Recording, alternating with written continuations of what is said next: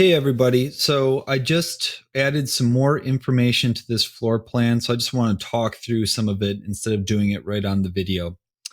One thing I noticed that in the last video, we changed the line type scale of these lines. So I basically selected those lines again and changed their line type scale back to 1. And I'll show you why in a moment once we go to the layout. So, as I said, this space is going to be sort of an office for me in the future. So this really isn't my house or anything, but I wish I had this space. But so I wanted to sort of lay out some furniture in there to see what how it could lay out. So I put in this nice big U-shaped countertop with a chair here, and these are just some monitors and a keyboard. So these are sort of all shapes I know all of you know how to draw, but I tried to add just some detail into here. And I would say you could even go further and add way more detail. If you remember the floor plan I showed you of my house in the first lecture. So, what I did to create this furniture was I drew things like how I normally would. I filleted the corners and stuff to make it like a cool curved desk. But I put all of these on their own layer called furniture. And I also made that furniture a gray layer so that it's not competing, say, with the walls or the architecture per se. The other thing I've done is I have sort of an overhead line out here for the roof that we already talked about, line type scale of 1. I also have one in here because I think the idea here was, maybe I have a shelf overhead with a bunch of books and stuff on it. So this shelf is the same line, basically all the same as this line, but this one's grayed out. So I have this one on a new layer called overhead furniture, but I just wanted it to have the same properties of this line, just grayed out. So this looks good. I've also hatched the walls to a nice solid hatch, but that's in gray as well, and that's on the hatch layer. And in the layout, just like we did in the last assignment, I've laid this whole thing out, put it in the layout.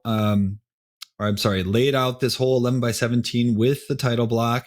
Now the title block information here would need to change for the next assignment. So when you draw your floor plan, make sure you update your title block and XREF it in just like we did the last assignment, and then position your floor plan on it. Now the only thing I want to do in this video is sort of add text onto my drawing here. So right now I have no text on here. It really doesn't. Text would do me some good because it could say something like, "Hey, new office here, backyard, existing house." Let's put on 3 simple notes. Okay, so I'm going to go to the model plan and I'm going to make a new layer, and I'm just going to call that new layer text. Make sure the color is set to white and that it is a print layer. Since I was on viewport, that's why it did that. It took those settings. So that looks good. So now I'm going to go up to text and I'm going to select multi-line text. I'm going to make a box in here and I'll call this new office. I must be on it. Now, see, I just typed that, clicked out of there, and it shrunk dramatically. So I'm going to make sure I'm on the right layer. So let me put this on text. I'm going to double click on here, select my letters here, and change the height of it here. I'll put 4 inches. Let's see what that does. Better. I hate the font, let me tell you that. So I am going to change the font right here. I'll do Arial. I like Arial Black. Is that on here? Yeah. Maybe I'll change this to 6 inches. Let's see. Okay, that looks good. New office. I'll grab this and copy it, put it up here, and I'll say existing structure. I'll copy this, move it down, and I'll call this backyard. Okay, like that. So let me go to my sheet layout. That looks pretty good. Now, I don't want my text here to sort of compete with my drawing too much. Like I might want to go back down to 4 inches because I don't want it to be just like way too big. But I also want to maybe add a little like drawing, um, like a drawing label down here, but I'm going to do it in model space. So I could grab this, bring it down like over here. I'm going to select that text. I'm going to make this one 1 foot. So double the size, and I'm going to call it new office. Select that so I can make my text box bigger. You know, we just sort of want to call out what the heck what we're looking at here. See, that looks pretty good. Maybe a little intense. Let me see here. Let's try 8 inches on these. Let's try 4 inches on these.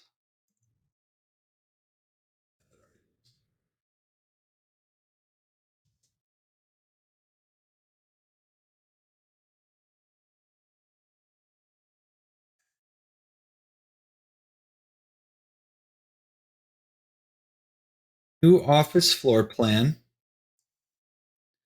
And I'm going to put a small note underneath that says,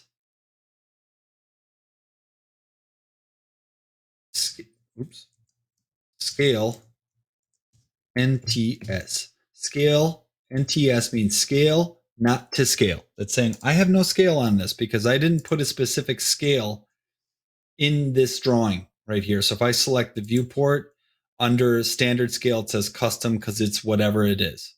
Because I just sort of positioned it and zoomed it out to look good. Let me actually show you how I did that. So if I go in this model space and so I'm trying to say zoom and get it right, but if I snap my mouse, it like goes too big and it's hard to get in here. Here's a good trick. I'm going to zoom out so I see my whole drawing. I'm going to type Z, enter, W, enter. Zoom, enter, window, enter. And I'll make a window that's sort of around my drawing, but maybe it leaves a little bit of space around it. And it'll zoom that space to the window. And then I'll click off of my viewport because I think that looks good and I don't want to change it. Now, one thing you can do, remember, if I double click in here, I'm in model space. And if I zoom, I'm kind of ruining my view. But I can click on that viewport, go into my properties, and I can click display locked. Yes. So right how it's positioned here, it won't change. So if I double click in here and do zoom, see, it's not going to zoom in and out. Now, if I go in here, unlock it, and go in and zoom, it does that. So I just Control Z that to undo it. So it's always good to lock your view. So I'm going to go in here again and type in RE to regenerate. And you can see that my dashed lines now appear correct. So if these were set to 10 or the line type scale was set to 10 like I had in the last video, I set it back to 1 because in paper space now they appear correctly. In model space, they look a little more solid, like especially from here, they look pretty much solid, but in paper space, they actually appear correctly. So keep the line type scale at 1. That'd be your best bet. Okay. So for your assignment, which I'm going to write up right now, is basically I want you to make a floor plan of a room in your house or a floor plan of your garage or some sort of property that you own. And ideally, I would like you to go to this document here, put as much detail on it, like something like this. So here, say, for example, is one room. Here's the kitchen.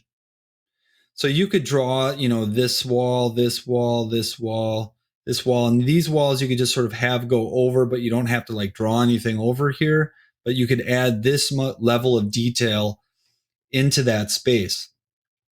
Same with this one here. It'd be great to, do a room such as this and have all this detail in here, the stuff that's on the built-ins, the different pieces of furniture and things in your room.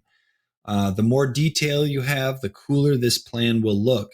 The only thing you have to be careful of is, making sure that the line weights of the furniture and things like that read lighter than the architecture, because you don't want them to compete with the architecture. You want them to sort of augment it.